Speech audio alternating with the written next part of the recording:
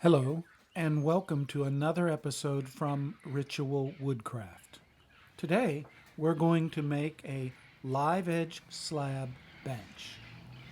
This is a special project for a special client, and I'm happy to be able to do it. I got a lot going on in any given week right now, and I'm really thankful for that. Whether I'm restoring some historic windows, building doors, or custom made furniture. Every now and then, I get to design and build a simple, almost artistic piece like this. The lumber industry has indeed changed. Just like anything else, it's driven by what the customers want, and so are the prices. It used to be that a piece of lumber cut with some sapwood and a live edge was a discount piece of lumber. But nowadays, it's a premium piece. I was able to find this piece of 8/4 walnut with a live edge on it in with all the regularly priced wood. And that's because the live edge wasn't as extraordinary a feature of this piece of lumber as others are. And so it was sold with the regular stock. But it appealed to me. It had nice grain. It was a straight and solid piece of 8/4 walnut. And it was just what I needed to make this bench for my client. And I began by straightening one edge and making certain that those corners were 90 degrees, so that everything else I did from that point on could be based off something true. There was very little bark, actually only on the tip of one end. So I removed that and sanded everything else round and smooth because that was the nature for the design of this piece. Everything was going to be smooth to the touch. And because this was going to be a continuous grain waterfall design, I was going to make miter cuts that had to be true, and therefore everything had to be flat.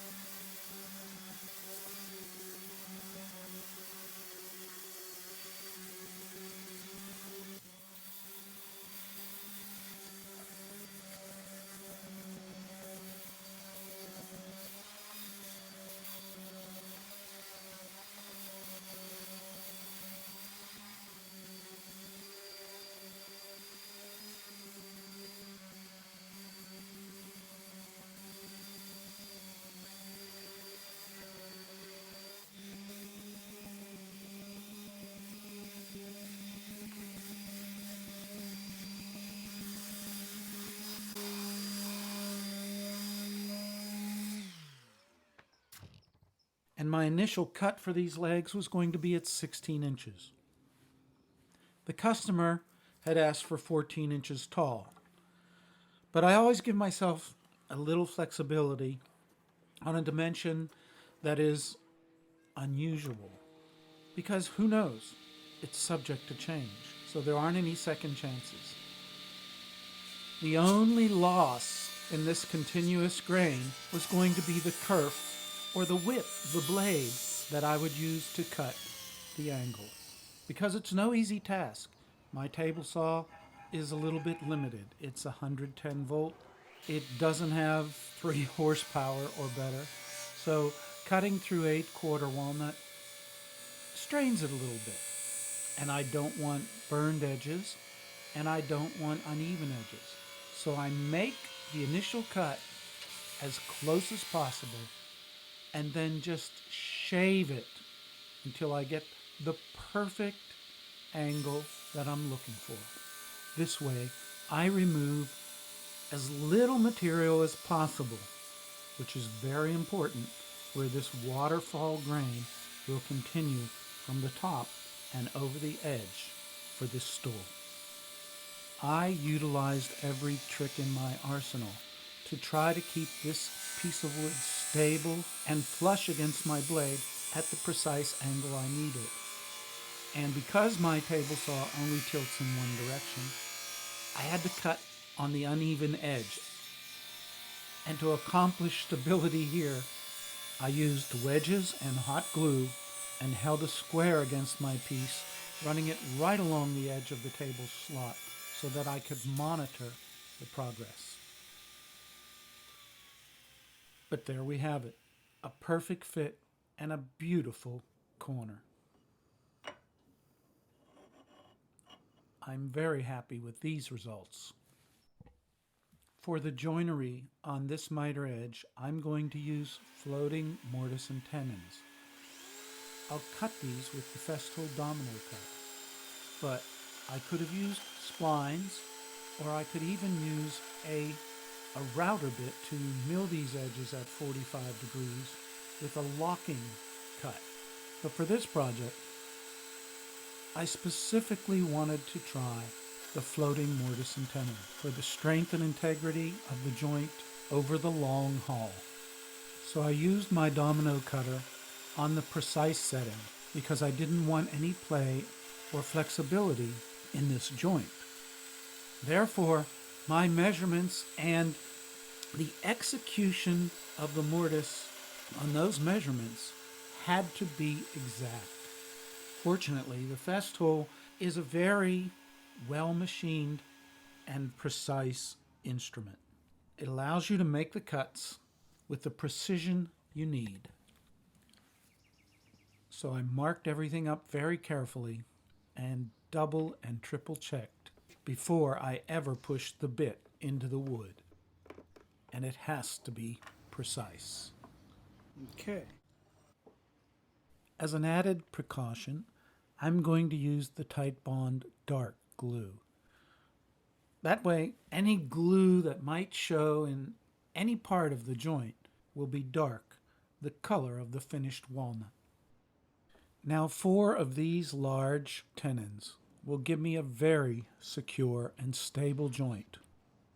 There'll be so much surface for the glue that this joint will remain tight and closed over the life of this bench. I apply the glue to all the surfaces of the tenons and within the mortise itself, making sure it's spread entirely on the surface area that's available to me. And then I carefully clamp the 3 pieces together.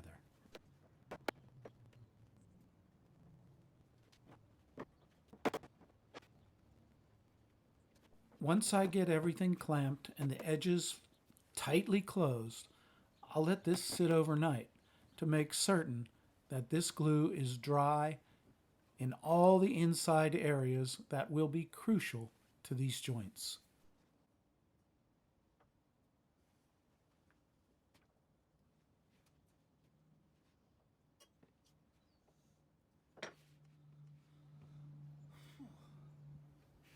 So the next morning, when I remove my clamps, I won't have that deep-seated fear right before I check everything. I made certain to clamp this tightly so the glue could cure and keep those joints closed and virtually invisible.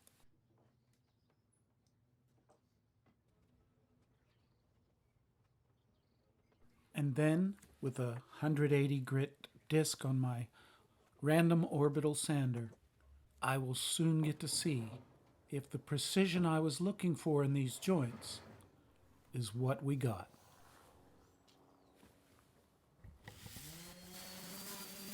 Remembering all the time I took to make certain that this slab was flat.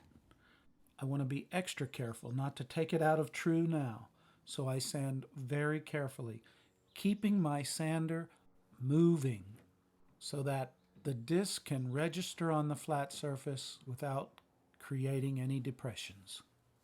And when I sand up to the edges, everything should naturally be straight and seamless. Even sanding around the corner, as long as this joint is married properly, the lines of the joint itself will remain straight.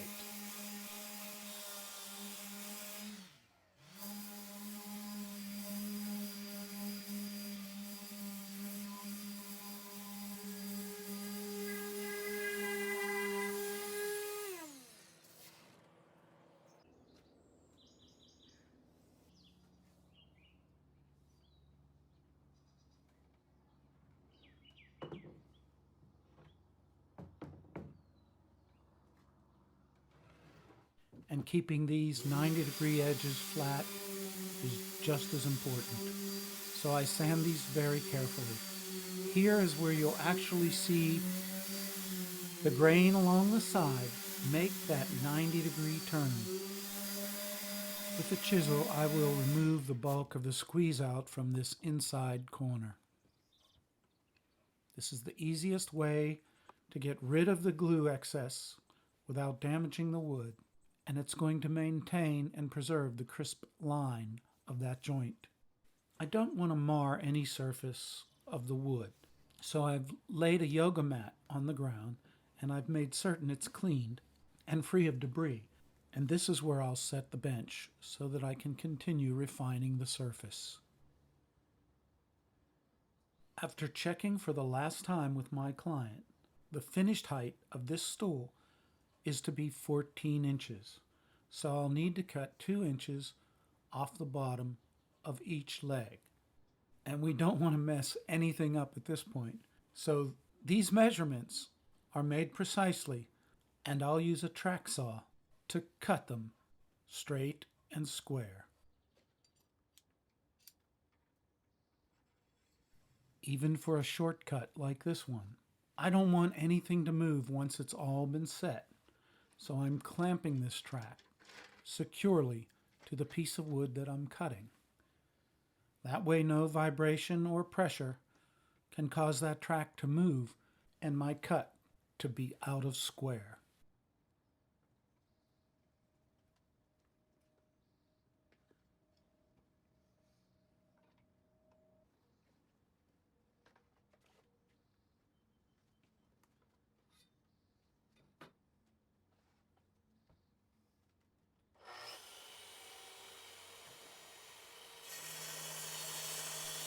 And I have to say, the Makita track saw, if your blade is clean and sharp, cuts an excellent edge. It's almost a finished surface as soon as you're done cutting it.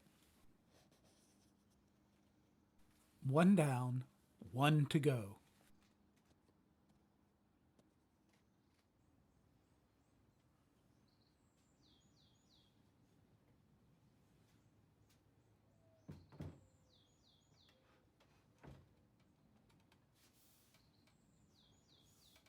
And it's flat and secure. I'm going to chamfer these edges very slightly at about a 1/16 of an inch, just to keep any possibility of chipping a remote possibility. There will be rubber feet inserted into the base of each side, but as far as chipping along these edges, I don't want to take any chances. And that battery has just given all it has. But hey, I'm finished. After every surface has been sanded, I'm going to hand rub an application of mineral spirits with a little oil-based polyurethane. Mostly this is mineral spirits. I want it to absorb deep into the wood and to raise any grain that's going to be raised, because the next time I sand this, it'll be the final sanding before the finish. And I'm going to apply 7 finish coats on this. So I want everything to be ready and perfect. But it's now that the beauty and color of this wood and the complexities of the grain begin to come out. And this is very rewarding. I love working with walnut. It's such a beautiful wood. You can see how readily this mixture is absorbed into the wood and how quickly it wants to dry. This will go into the grain, and anything that might want to lift or feather or give you that fuzzy feeling on the surface will be apparent immediately, and we can sand everything entirely smooth. And this final sanding will be my last chance to get it right before the final finish.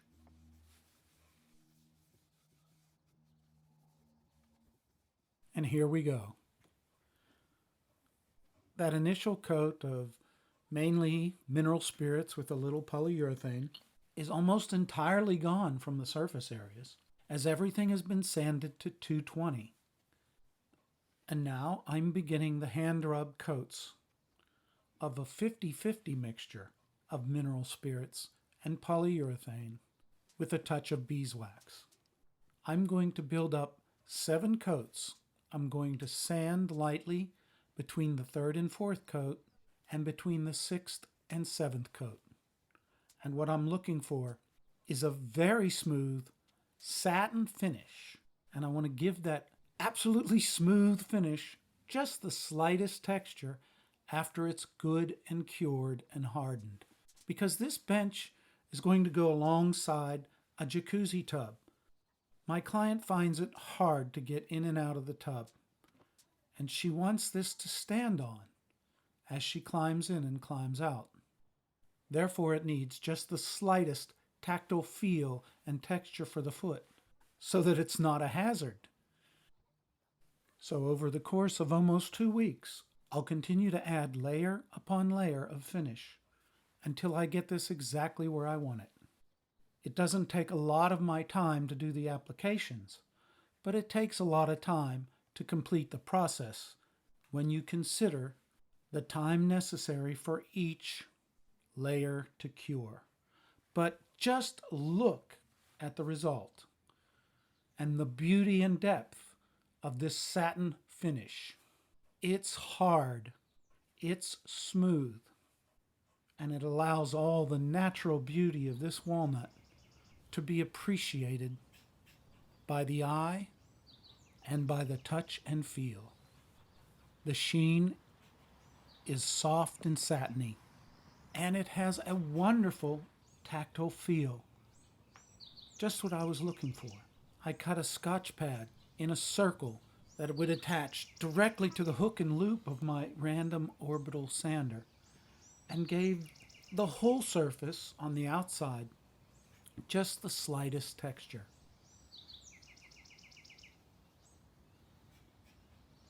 The edges are sharp but slightly rounded.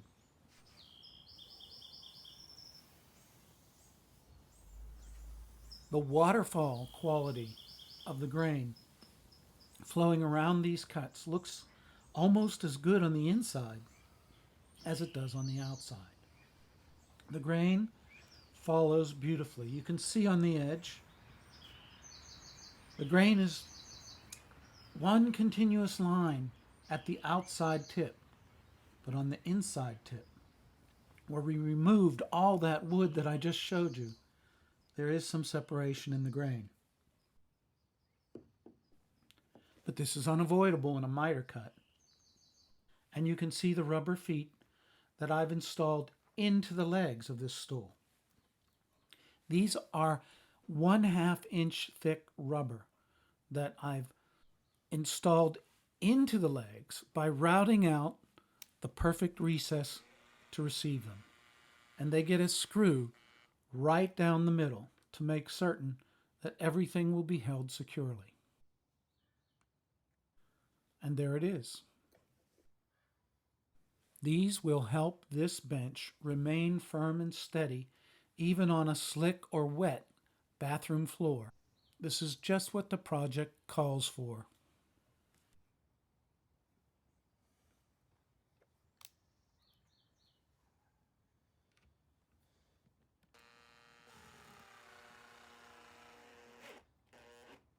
And the result is stunning in nature's beauty.